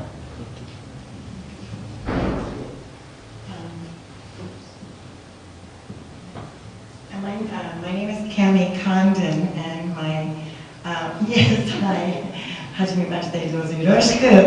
I've been a long-time member of this organization, and I met Nikki and some of you previously. I've been working primarily in Brazil the last 15 years, but my children grew up in Tokyo, and my grandchildren are Japanese and American, and I am so touched. I did know that Nikki had written this play and was at a theater background, but I'd been out of the country off and on and had not seen it performed. And I am so touched. I was crying in the middle of it. So I just want to say that my husband, John Condon, has been working in Tokyo at Kokusai Christo Kyo Daigaku, and I was a writer in Tokyo for the Japan Times newspaper for 10 years and wrote many books on Japanese food and culture. And before anything got, in 1970, there were no books on teaching English to children, textbooks. Anyway, I had a long life from 1970 to 1980 in Tokyo, living in a Japanese traditional house, and it was really cold in the winter with paper doors and tatami floor. But the way this is presented is so beautiful because it's very touching. No matter where you have ever been in your life, with civil rights issues, with black-white issues in America in the 60s and before, this is a perfectly beautiful portrayal of what needs to be learned now with our current border wall issues, and I'm quite aware of those issues too. I've been down to the New Mexico border crossing several times, working with people to open up, and you may know the guard that, anyway. I just want to say thank you. 本当にありがとうございました。素晴らしかったです。頑張ってください。And the last thing is, I went up with a photographer friend who had, Willie, would you just stand up for a minute in the back? Will it? No, you don't want to. I invited my house guest to photograph the current marker in Santa Fe. And I was there in 2001 when the stone with the white stone and a circle of stone around it, it was dedicated as a marker. And I was so proud that this society and many people here succeeded in establishing a marker. But recently I went back, and to my horror, I found that there's no information about that marker. It's very hard to find it. And the Ortiz property, because of the contention and whatever else happened, is now over the dump site turned into a beautiful dog park. And it says, "Welcome to the Santa Fe Dog Park." And there's places for dog poop, and there's water against every little table and chair for dogs to get drinks of water. And I walked around with Willie, he took some photos, and I walked around horrified.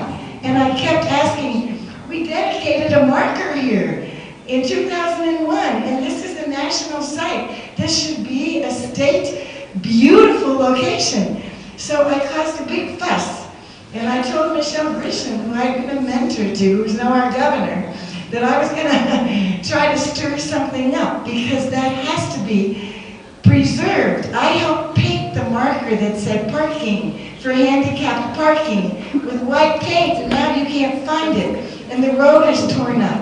And Willie and I asked about 8 people walking their little Santa Fe dogs through the dog park. And we said, where's the marker? Where's the Japanese marker? I know it was here. But there were no houses then. And now there are houses all around it. So I just would like to urge you to go there. See the site, take a picture of it. The rock is there, the bronze plaque is there. But it's a dog park. So we have to all support it and go there and take pictures of it and say we want it to be on Google. You can't find it on Google. When you Google, we used to be able to have a map to take you there. Now it's like, it's not a secret, it's still there. So please support this effort. County, you're amazing as always. Let me add a couple of real quick things that she's generated some interest on. One is we are working on providing directional signs to the marker, because you know exactly what she said is you have to really hunt to find the marker. So we're working to submit applications so that we can put up these directional signs on the main roads, so that people can, if they're looking, they can say, okay, they'll see it, and they'll say, go up the hill to Frank Ortiz Park to this marker. The other quick thing I want to say on the CLO project that I just mentioned, we also, our project did prepare and install historical monuments, or historical markers in the other locations. So there is a marker in Old Raton Ranch that has a plaque there that points to the area for the camp. There is one at Fort Stanton that also has been put up in the last 2 or 3 years. And also there are 2 markers in Lordsburg that has a brief description and also points to the area where the camp was in Lordsburg. So we have them do that, and for those who are interested, we are providing those aids so people can physically have a sense of where the camps were. So, let's see, there's like feedback over here. There's a couple more comments here. Thank you. Hi, my name is Naima Tokeno, and this is my husband, Miles Tokeno. And I proudly wear my Japanese last name. Miles' father, Susumu Tokeno, was born in German. And I just wanted to say how, speak on our behalf, to say how moved, sorry, I'm a little verklempt, moved we are by the sharing of the stories and how important it is, especially because there's so much shame and silence around internment. And I think for even folks within Japanese American communities, they don't know a lot about the histories because it was such a time of pain and like, you know, what can we do? And so we really appreciate and honor your performance today. It was really beautiful.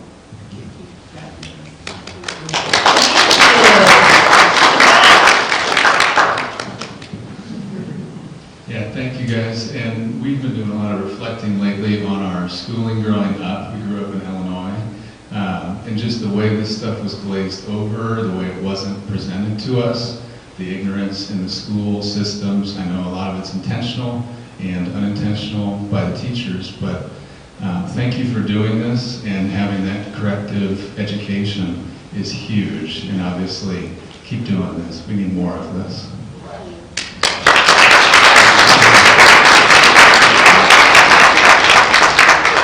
All right, well, I'm sure that we have held you in the space for your morning, and certainly continues forward in your heart as we leave, because I think it is a matter of, you know, what is it that we continue to do with the work on the marker in Santa Fe, the work in our educational system, and it just seems so vital that for each of us, we're pleased and very proud and honored that we were able to have this time with you this morning.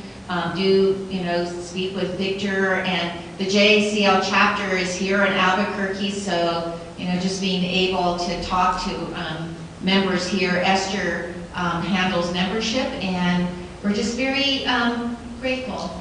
Thank you so much for being here with us.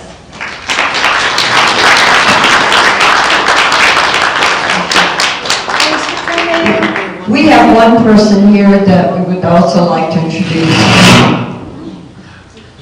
Adrian.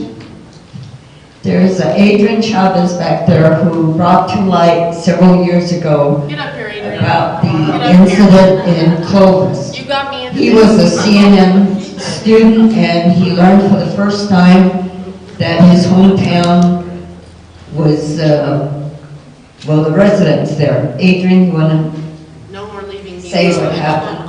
He's going to be in our next show. Yeah, he is. On Clovis. I'm also casting. Anybody who wants to do Reader's Theater? I wasn't prepared for this. I got involved and went back to school. I, at an older age, worked in the medical field for years and years. I supported the union drive, got fired, found out how cruel corporations can be to individuals and what they do in order to silence us. And at that point, it really frustrated me. Went back to school with the intent of getting my degree in political science. I ran into a history teacher in one of the classes who happened to be married to a Japanese American out of Gallup. She told me, Adrian, have you finished your last final for the semester? I said, not yet, I still got one more to do. She said, you're going to want to really pay attention. She knew I was involved in politics because as I went through the process of being fired and going through federal courts and listening to the National Labor Board rules and everything, it frustrated me, really upset me. And I was like, you can't do this to people that are just trying to do the right thing. And I sat through her class, she told me about the story of Clovis, and it blew my mind. I was raised in Clovis. I knew nothing of this. I reached out to Michael, and we hit it off. We just started talking about it. We found some families, and it just grew into something crazy. We found 17 children. Yeah, and we ended up, I went to the mayor just to say, hey, are you aware of this? He said, what are you doing tomorrow? And I said, I got to go back to school. He said, can you stay for tomorrow? I would like for you to speak to our city council. As I went to the city council meeting, I didn't know what I was going to say. I was like, this is just crazy. It was all going out too quick. But I received a letter from an individual that was actually born in Clovis. They had become Christianized. They were the only family out of that group that they had mentioned of 35 odd families. And so I reached out to him. He had sent me a letter that his brother had written. I had forgotten I had taken it that night. As I went to the city council meeting, the night previous, I read the letter. And I cried. And it hurt my feelings. And I thought to myself, this is wrong. And I read that letter at the city council meeting. And as you're reading in front of a podium. And as you're reading the letter, I look up as I'm done. Not a dry eye in the house. That's including the mayor. Next thing he asked me, he said, Adrian, what should we do? And I thought, I didn't even thought that far. I'm just reading the letter. And the next thing I asked him, I said, what do you think we should do? And I said, I think you should apologize. That's a basic thing to do. It's a human thing to do. And he took a vote right then and there. What do you think we should do? Just apologize? And I said, yeah, that would be a great start. What else do you think we should do? They invited him the following year, paid all their expenses, all the family members of the people that were born there. And we found a total of 3, right? Yeah. And they were... Key to the city. That's right in the book. And they were providing peace to the city. It was an amazing experience. But it's the power of us as people that can go out and actually care for our fellow human beings that can make things like this happen. And this particular play today is very important, as the gentleman said in the back. People of all colors need to appreciate each other. One of the things in our country right now is that we don't appreciate each other for who we are and our differences. And we're all beautiful people. We all have differences. I didn't intend to say anything, but as you can tell once I get started, I'm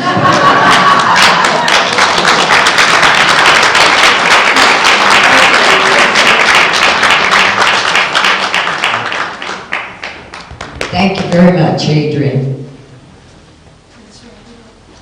Is there anyone else who would like to comment?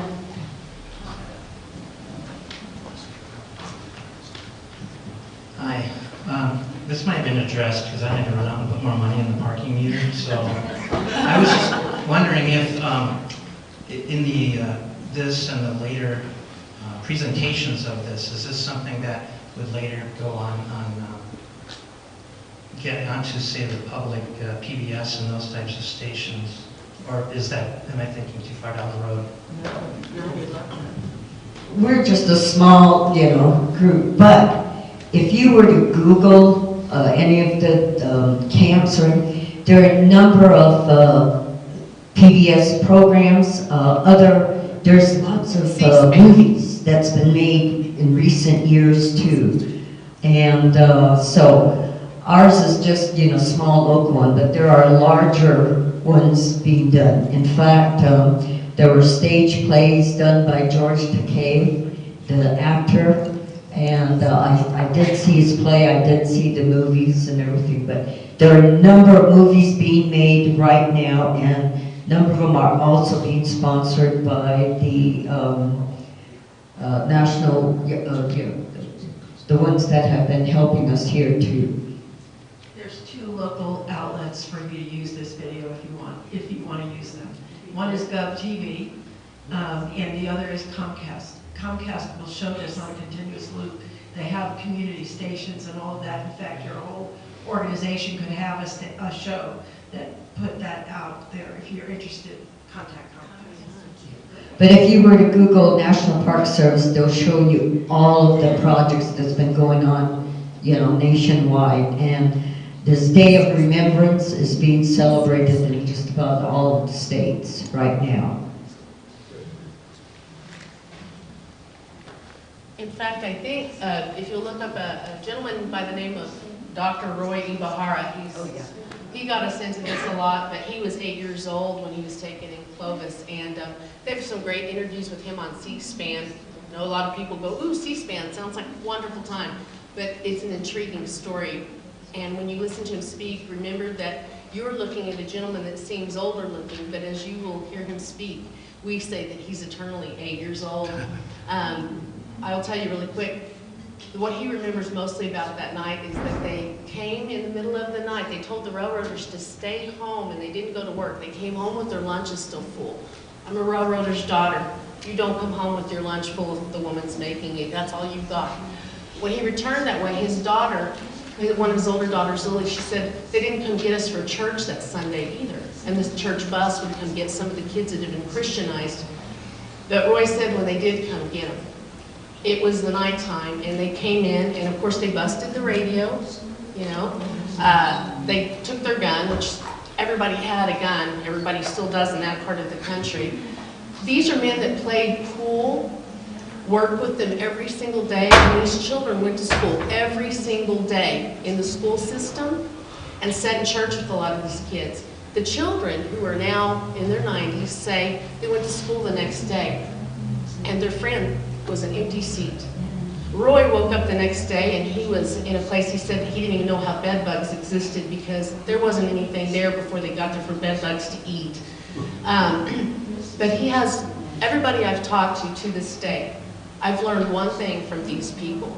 There is nothing in your life that you can't get through, and the way to get through it is to help other people. If you have bitterness in your heart, we're never going to get anywhere in this country or this world.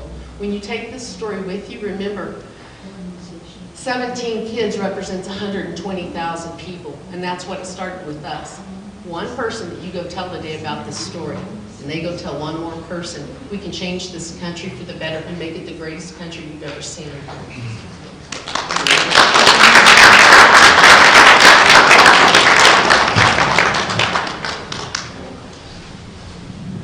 One last comment from me, because I think you mentioned something about the media resources. And let me mention this for those of you who are into and current with what's available.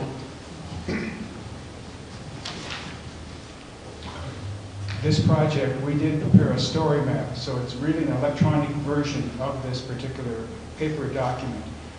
If you do a search online and put in there confinement in the land of enchantment, that'll take you to a link which will take you to the story map. And most of what's in this particular book, then you can actually view this online And it actually has all the pictures in there.